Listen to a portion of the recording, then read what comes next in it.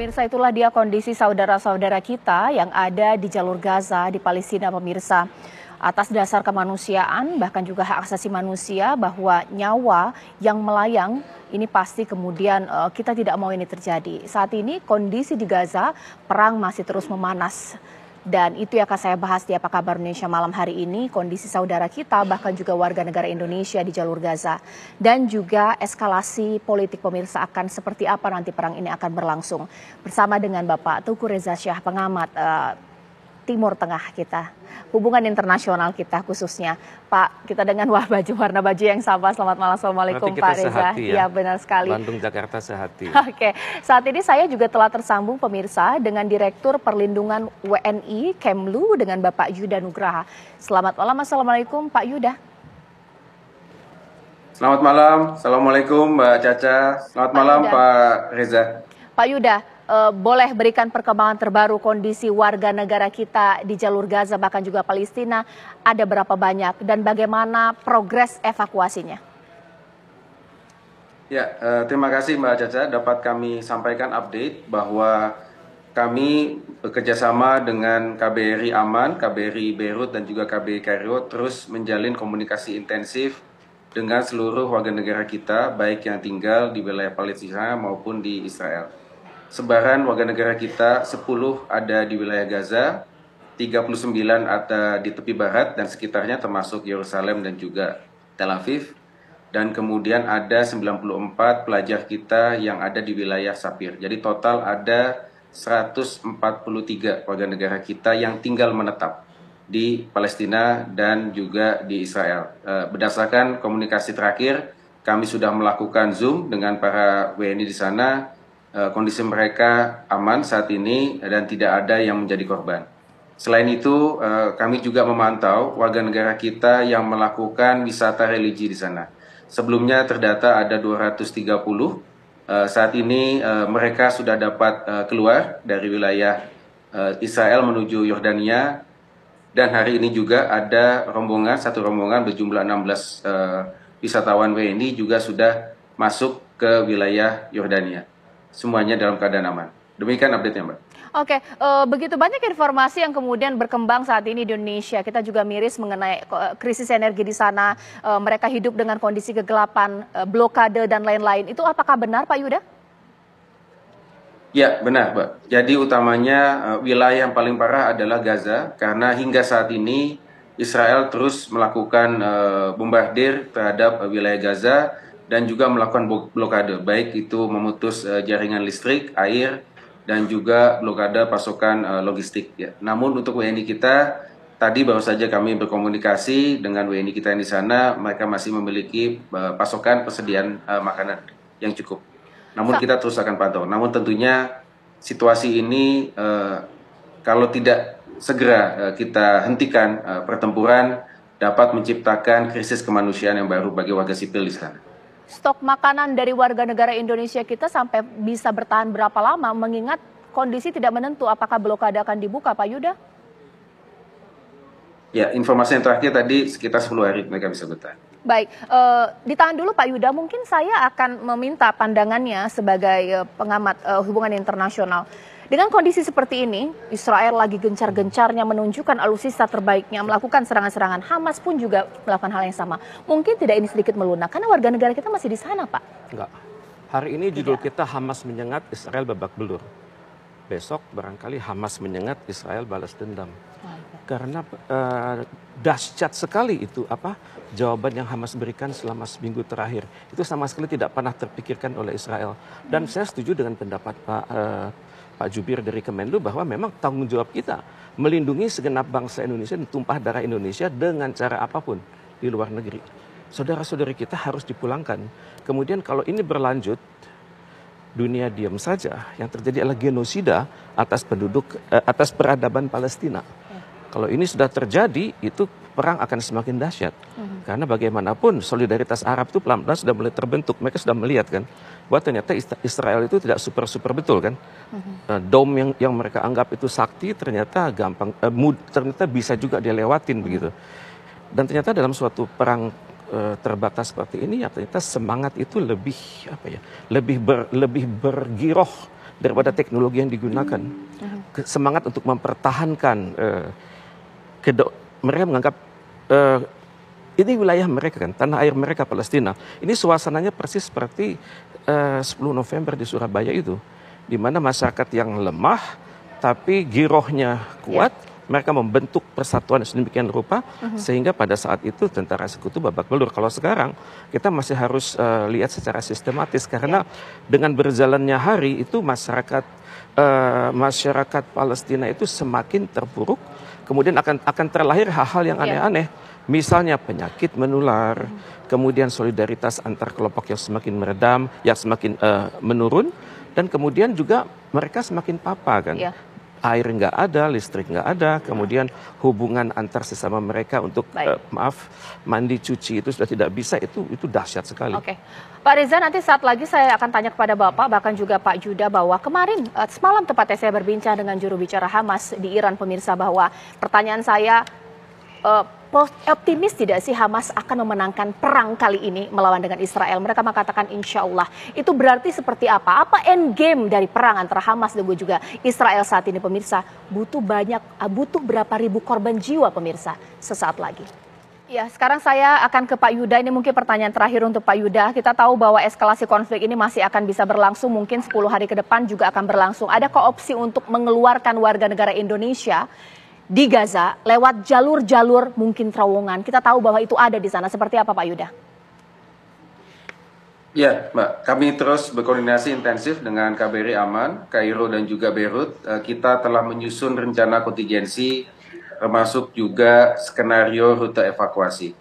Kami juga sudah sampaikan kepada para WNI mengenai rencana kontingensi tersebut, proses evakuasinya dan opsi-opsi yang ada. Namun tentu khusus ya, ini secara khusus di wilayah Gaza ini memang sangat sulit situasinya saat ini. For sure ketika kita melakukan proses evakuasi, jalur aman evakuasi harus tersedia. Kuncinya adalah melakukan jeda kemanusiaan. Koridor kemanusiaan itu harus terbuka agar warga negara kita tidak menjadi sasaran. Nah, dalam hal ini Ibu Menlu telah melakukan komunikasi langsung dengan Presiden ASEAN di Jenewa, meminta agar ASEAN berperan membangun koridor kemanusiaan tersebut. Bu Menlu juga menghubungi Menlu Filipina untuk meminta bantuan kerjasama evakuasi karena Filipina memiliki kedutaan di Tel Aviv dan kita juga pernah membantu Filipina dalam berbagai macam krisis seperti di Yaman, di Kabul dan terakhir di Sudan kita pun membantu evakuasi warga negara Filipina. Pak, tapi untuk memasukkan makanan gitu di sana memang sangat sulit atau seperti apa, Pak? Di blokade, Mbak. Jadi jalur-jalur logistik memang ditutup oleh Israel menuju ke wilayah Gaza. Oke, Pak Reza, saya semalam berbincang dengan jubirnya Hamas mengatakan bahwa kita yakin akan memenangi perang ini. Itu artinya bahwa kecil kemungkinan opsi damai ini terjadi. Kita tahu ada opsi gencatan senjata demi alasan kemanusiaan. Saya pikir Israel tidak akan menjawab gencatan senjata sampai sampai tuntutannya semua terpenuhi. Saya nggak tahu tuntutannya akan seperti apa. Karena yang terjadi sekarang adalah Israel sedang melakukan recovery jangka pendek. Yang jelas praktek bumi hangus berjalan terus. Kemudian sisa-sisa prajurit Hamas yang ada di wilayah perbatasan itu harus diselesaikan dengan cara Israel. Pada saat yang sama Israel berusaha juga memantapkan kontak-kontak diplomatik dengan negara-negara yang sudah ada di wilayah Liga Arab tersebut.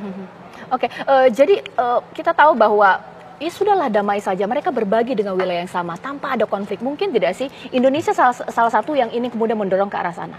Two-state solution itu sudah dibahas sejak lama ya.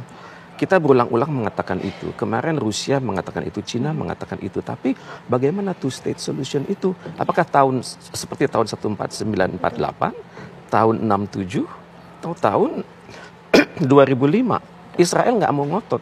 Kalau perlu seluruh wilayah itu, bahkan dari Efrat sampai Tigris berada di bawah pengaruh Israel. Kita tunggu nanti bagaimana ini akan bergulir pemirsa. Pak Reza terima kasih, bahkan juga Pak Yuda.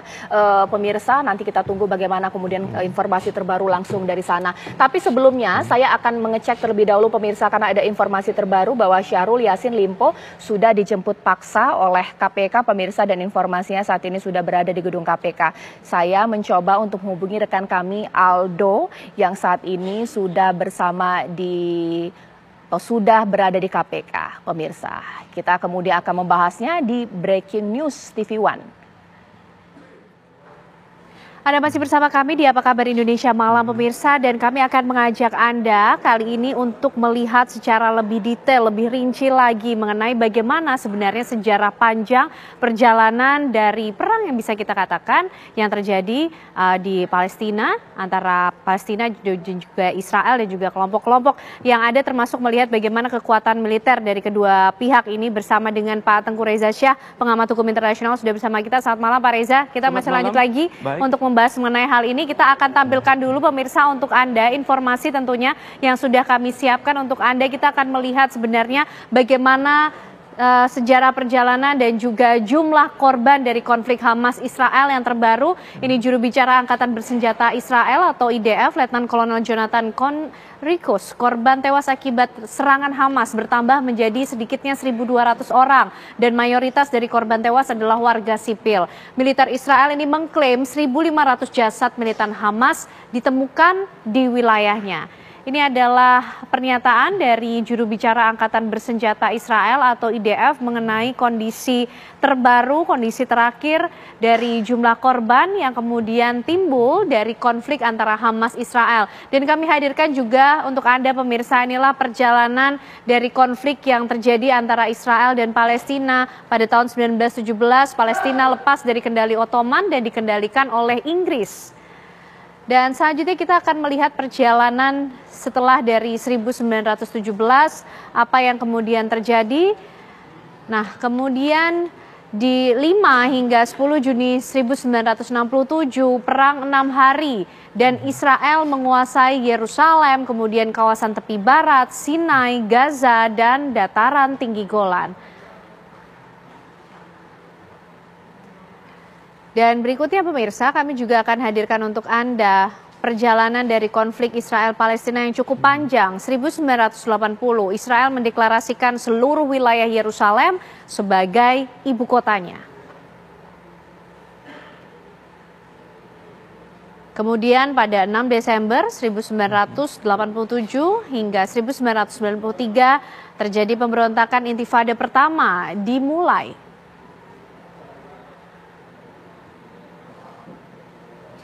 Dan berikutnya juga informasi untuk Anda pada 1993, perjanjian Oslo antara Israel dan PLO pimpinan Yasser Arafat ini kemudian berlangsung di situ.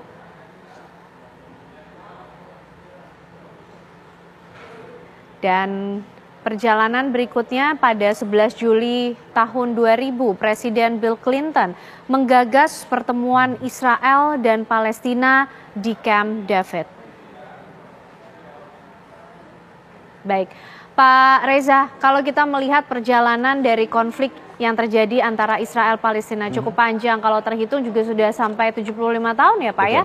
Kemudian apa yang bisa kita tandai atau kita lihat dari poin-poinnya, apakah memang betul tidak ada upaya-upaya perdamaian selama ini yang berlangsung atau seperti apa Pak Reza?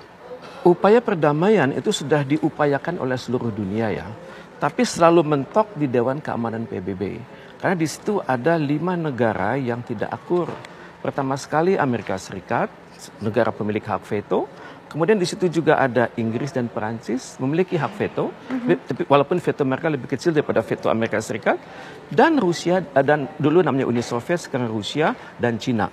Dan tampaknya ya selama 5 negara itu nggak akur, pemilik hak veto tersebut, maka urusan Palestina tidak akan pernah selesai. Dunia boleh bicara menghentikan perang, kemudian gencatan senjata, kemudian dialog, kemudian bergerak ke two-state solution. Tapi tidak pernah ada hasil. Bahkan PBB sekalipun lewat Dewan Keamanan PBB dan juga lewat Majelis Umum banyak sekali mengeluarkan resolusi yang kata kuncinya sama, menghentikan pertikaian, kemudian masing-masing pihak menahan diri, kemudian mengembangkan dialog, tapi hanya sebatas itu. Bahkan pernah PBB dengan tegasnya mengatakan untuk kembali kepada peta tahun 1967. Ya. Tapi Israel ngotot, nggak pernah mau. Jadi ini yang membuat konflik itu berlarut-larut. Jadi selama PBB belum direstrukturisasi, nampaknya akan menemui akan jalan seperti buntu. itu, betul. Oke. Akan seperti Kita itu akan terus. coba kembali lihat Pak Reza, ini juga timeline dari konflik Israel-Palestina. Tadi terakhir 11 Juli 2000 Presiden Bill Clinton menggagas adanya pertemuan Israel di Camp David, kemudian 28 September 2000 intifada kedua pecah, dipicu adanya kunjungan Ariel Sharon ke Temple Mount. Nah, kemudian pemirsa, sebagai informasi dan pengetahuan juga untuk Anda bahwa pada tanggal 28 Maret 2002 inisiatif perdamaian ini kembali diusulkan Pangeran Abdullah di KTT Beirut. Dan berikutnya perjalanan dari konflik Israel-Palestina ini pada tahun 2007 KTT Riyadh menyetujui inisiatif perdamaian Arab dan solusi dua negara.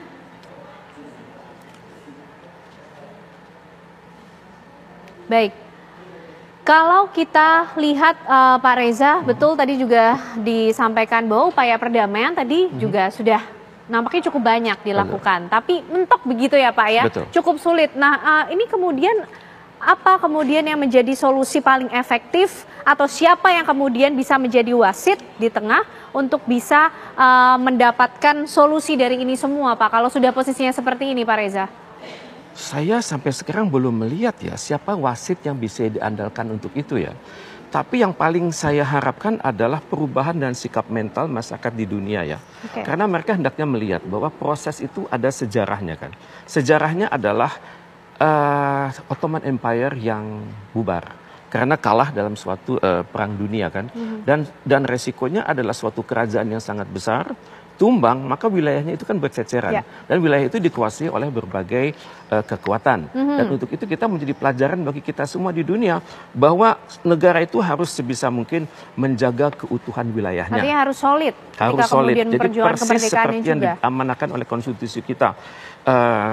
Kedaulatan itu harus dijaga, kemudian penduduknya harus hidup secara bermartabat dan mereka memiliki kemampuan melindungi dirinya, kemudian juga negara tersebut sanggup melakukan hubungan internasional dengan negara lain dan dapat pengakuan. Jadi hal ini yang belum terjadi dengan Palestina kita. Baik, kita nanti akan lihat lebih jauh Pak Reza dan juga pemirsa termasuk sebenarnya bagaimana kedudukan antara Palestina dan juga Israel secara demografis, kependudukan dan bagaimana kekuatan militer dari keduanya. Usai jeda kami kembali. Masih bersama kami di Apa Kabar Indonesia Malam dan kami akan ajak Anda pemirsa untuk melihat bagaimana kemudian perubahan ataupun juga mapping wilayah dari Palestina dan juga Israel yang terjadi dari waktu ke waktu. Kami hadirkan untuk Anda informasinya pemirsa. Kita juga akan membahasnya lagi bersama dengan Pak Tengku Reza Shah. Inilah wilayah Palestina dari masa ke masa. 100% wilayah merupakan tanah milik warga Palestina dan kemudian organisasi Zionis Dunia didirikan tahun 1897 di Basel dan deklarasi Balfour menyetujui pendirian Rumah Nasional Orang Yahudi di Palestina. Ini berlangsung 1897 hingga 1917. Dan ini kira-kira adalah gambaran pemetaan dari wilayah Palestina. Dan kalau Anda lihat pemirsa, pada warna biru terlihat 10% wilayah telah dibayar pemukim Yahudi. Kemudian 90% yang berwarna hijau ini masih dikuasai oleh warga Palestina.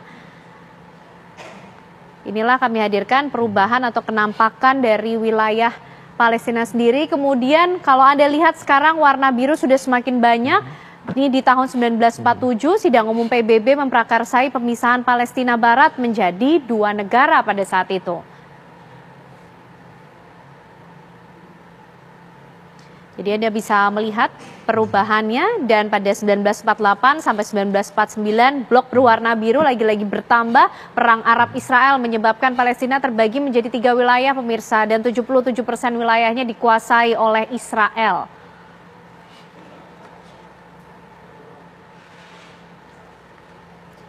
Kemudian pada tahun 1956 sampai 1967, perang 6 hari antara Israel melawan Mesir ini terjadi dan juga Yordania serta Suriah. Israel ini mengklaim Gaza, Sinai, tepi barat dan dataran tinggi Golan adalah wilayah miliknya.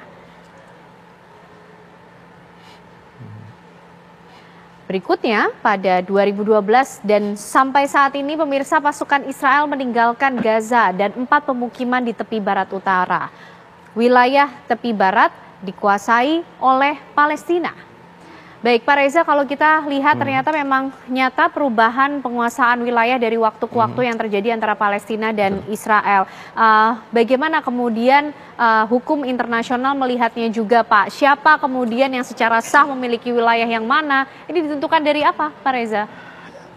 Secara teori kan, suatu negara itu kan persyaratannya ada wilayah, kemudian ada masyarakatnya, ada kemampuan melakukan hubungan internasional, dan terakhir mendapat pengakuan dari dunia negara luar lain. kan. Okay. Ya sekarang masalahnya adalah status Palestina itu kan di PBB sendiri namanya adalah non-state tapi observer kan.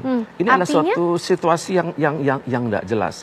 Jadi kira-kira dia bisa memiliki kedutaan besar di seluruh dunia, dia bisa ikut dalam berbagai konferensi internasional, tapi secara de facto dia tidak memiliki kemampuan untuk mempertahankan diri, kemampuan untuk mengikat perjanjian-perjanjian internasional. Ini kan terlihat sekali kan pada saat Ibu Retno kita berkunjung ke Ramallah kan, membangun atau meresmikan konsulat kehormatan Indonesia kan, beliau nggak bisa masuk kan, karena ada otoritas Palestina kalah wibawa dengan tentara pendudukan Israel. Jadi itu yang membuat Palestina itu disebut negara kelak, tapi secara kenyataannya dia tidak bisa, banyak kekangan yang diberikan oleh Israel atas Palestina, dan Palestina tidak bisa berbuat apapun. Jadi ini yang membuat statusnya ya non-state di PBB, tapi observer. Nah Pak Reza, dengan konflik yang berkepanjangan dari waktu ke waktu, bahkan hingga saat ini Pak Reza, ini juga dikatakan sebagai satu konflik yang paling besar sepanjang sejarah. Apa kemudian dampak yang bisa dialami oleh negara-negara di dunia ketika konflik ini terus berkepanjangan? Ya pertama, ini pengalaman bagi negara manapun di dunia ya, bahwa mempertahankan satu kepaduan nasional itu sangat susah. Membangun suatu masyarakat yang sehati dengan pemerintahnya itu sangat sulit ya. Kemudian juga memperoleh nama yang harum di level internasional itu juga tidak mudah. Dan juga selanjutnya adalah negara itu hendaknya mampu menjaga batas-batas teritorinya dengan sangat baik sehingga tidak bisa diganggu oleh kekuatan manapun. Ini belajar dari pengalaman yang minggu lalu. Ya semua negara di dunia, di benua manapun hendaknya mereka memiliki kemampuan untuk melindungi wilayahnya dengan sangat baik sehingga tidak mudah terganggu oleh anasir-anasir dari luar maupun anasir-anasir dari dalam yang mengganggu stabilitas negara tersebut. Kita di Indonesia mewaspadainya lewat ide ancaman, tantangan, hambatan, dan gangguan. Baik. Pak Tengku Reza Syah, pengamat hukum internasional, terima kasih sudah bergabung bersama kita malam hari ini, memberikan pengetahuan dan juga melihat bagaimana konflik antara Hamas dan juga Israel dari sisi hukum internasional. Terima kasih sekali lagi Pak Reza. Caca, itu tadi pembahasan kita untuk melihat dari perspektif hukum internasional mengenai kedudukan dari kedua belah pihak ini. Betul sekali, setidaknya masyarakat Indonesia yang menonton Apa Kabar Indonesia malam ini terjelaskan, kita sudah membahas bahkan dari data-data dan juga mungkin eskalasi konfliknya. Ya, tapi kita harus mengakhiri Apa Kabar Indonesia malam Ken, yang mana saat lagi Anda dapat menyaksikan dua sisi bersama Dwi Anggia membahas mengenai konflik di Gaza di mana Israel dan Palestina ini saling serang Ken. Tapi saya Caca Anissa dan saya Ken Ana serta teman-teman yang bertugas Apa Kabar Indonesia malam pamit undur diri. Terima kasih, selamat malam, sampai jumpa.